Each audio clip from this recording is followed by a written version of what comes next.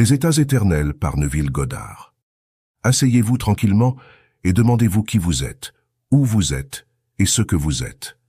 Vos réponses révéleront votre état de conscience, votre corps de croyance. Paul dit que nous ne regardons pas les choses extérieures, mais les choses invisibles, car les choses extérieures sont transitoires, mais les choses invisibles sont éternelles. Vos croyances, vues par le mystique, sont personnifiées. Elles forment un état qui contrôle complètement votre comportement. Toute modification au sein de votre corps de croyance entraînera un changement dans votre monde extérieur. Blake nous dit que l'éternité existe et que toutes les choses en éternité sont indépendantes de la création, qui fut un acte de miséricorde. Par cela, vous verrez que je ne considère ni les justes ni les méchants comme étant dans un état suprême, mais comme étant chacun des états du sommeil dans lequel l'âme peut tomber dans ses rêves mortels de bien et de mal lorsqu'elle quitte le paradis en suivant le serpent. Maintenant, Blake utilise le mot miséricorde seulement comme quelqu'un qui voit que les états sont éternels, que dans la miséricorde de Dieu, il a créé toutes les choses, pas seulement quelques-unes, de sorte que toute situation qui peut être conçue existe déjà en éternité.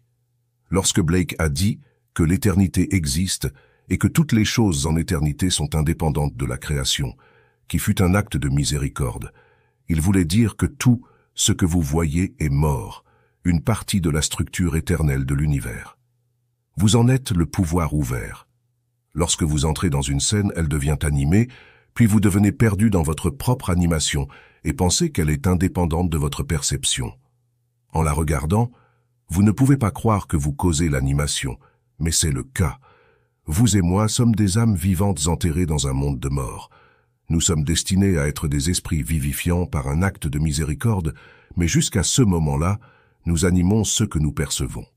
En se questionnant, Blake a demandé « Ô misérable homme que je suis, qui me délivrera de ce corps de mort? Puis-je vous dire, aucun pouvoir terrestre ne peut le faire, seul Dieu le peut. » Pierre nous dit « Béni soit le Dieu et Père du Seigneur Jésus-Christ. Par sa grande miséricorde, nous avons été régénérés pour une espérance vivante par la résurrection de Jésus-Christ d'entre les morts. C'est vrai, car seulement par l'acte de grande miséricorde de Dieu pouvons-nous être régénérés.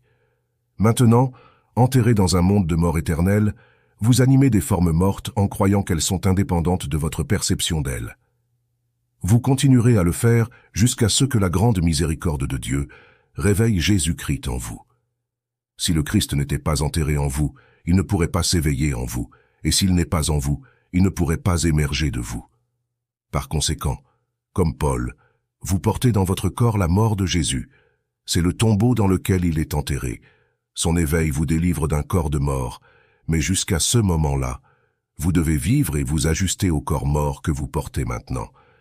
Jusqu'à ce que vous soyez né d'en haut, vous actionnez le pouvoir qui donne vie à ce monde, car le monde est un rêve rempli de scènes mortes. En tant que protéine, lorsque vous entrez dans la scène, vous faites vivre les parties, ne sachant pas cela. Vous pensez qu'elles sont indépendantes de vous, et vous combattez les ombres de votre propre être. Toutes les choses existent dans l'imagination humaine. Tous les phénomènes sont uniquement produits par l'imagination. Là où il n'y a pas d'imagination, tout disparaît. Si le manque est maintenant dans votre monde, et que vous cessez d'en être conscient en imaginant l'abondance, le manque disparaît. Par conséquent, toute modification dans votre corps de croyance entraînera un changement dans votre vie. Maintenant, enchâssé dans la mort, vous ressuscitez à la vie par l'acte de miséricorde. L'Écriture appelle cette transformation Jésus-Christ, car c'est lui qui est enterré en nous, et lorsqu'il s'éveille et se lève, nous sommes nés d'en haut, nous libérant ainsi de ce corps de mort. Jusqu'à ce moment-là, vous pouvez entrer dans un état, en profiter et passer à un autre. C'est ainsi que cela fonctionne. Bien que je vive ici à Los Angeles, je désire être à New York.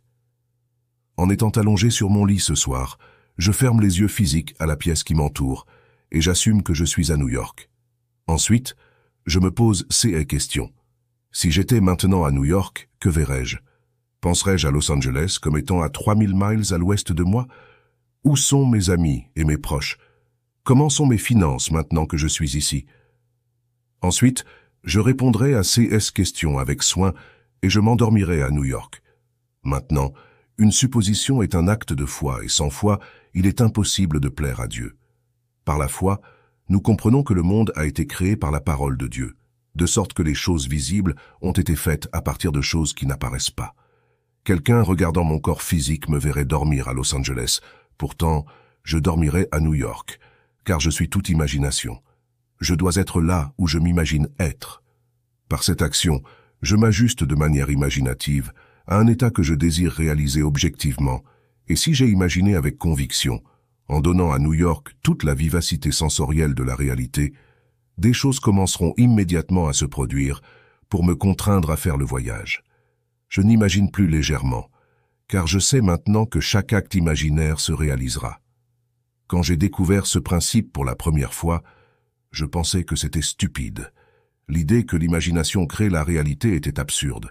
Comment quelqu'un pourrait-il croire une chose en étant sans aucune preuve externe ou interne pour la soutenir? Comment un acte imaginaire pourrait-il être le fait causal qui se fusionne et se projette? Bien que je ne croyais pas que cela puisse être possible, j'ai imaginé et obtenu ce que je ne voulais pas. Ainsi, je vous fais part maintenant de ce que je sais sur ce principe de l'imagination, et vous conduis à votre choix et à ses risques. Il y a toujours un risque, car vous pourriez ne pas vouloir ce que vous avez imaginé après l'avoir obtenu. Alors, je vous avertis de choisir sagement. Vous savez ce que vous voulez de la vie. Vous pouvez être tout, ce que vous voulez être si vous savez qui vous êtes. Commencez avec l'idée que vous êtes toute imagination et passez à travers des états pour l'éternité. Toutes les choses existent maintenant. Ayant expérimenté un état, passez à un autre. Vous pouvez penser que l'état précédent a cessé d'exister, mais tous les états sont éternels.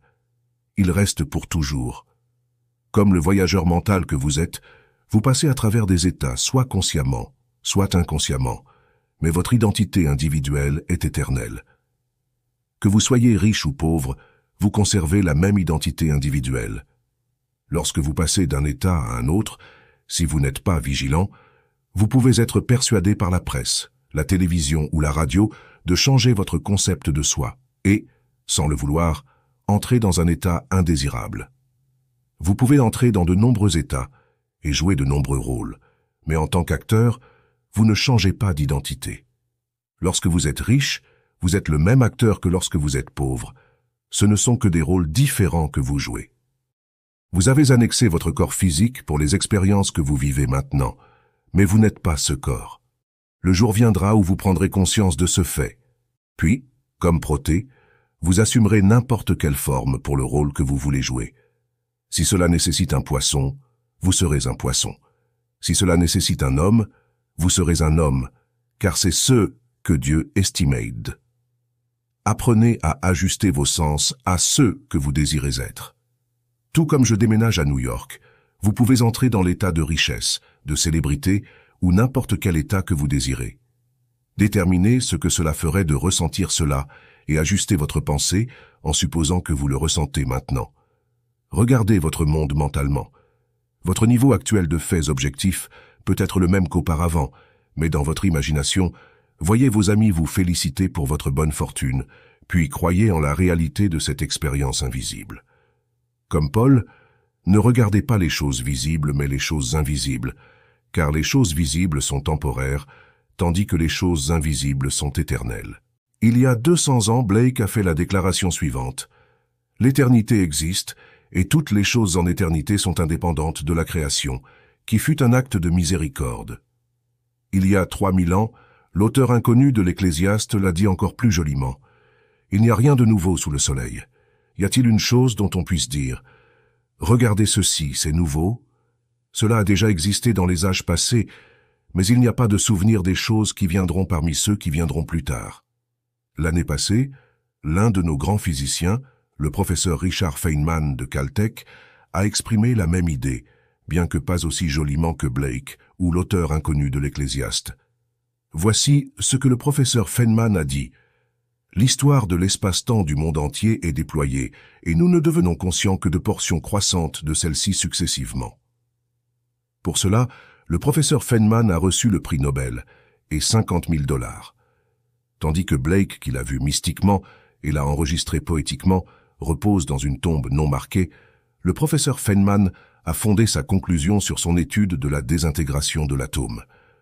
En remarquant le comportement particulier d'un petit positron lorsqu'il est placé dans un fluide, il a réalisé que l'histoire de l'espace-temps du monde entier est déjà déployée et que nous ne prenons conscience que de portions successives de celle-ci.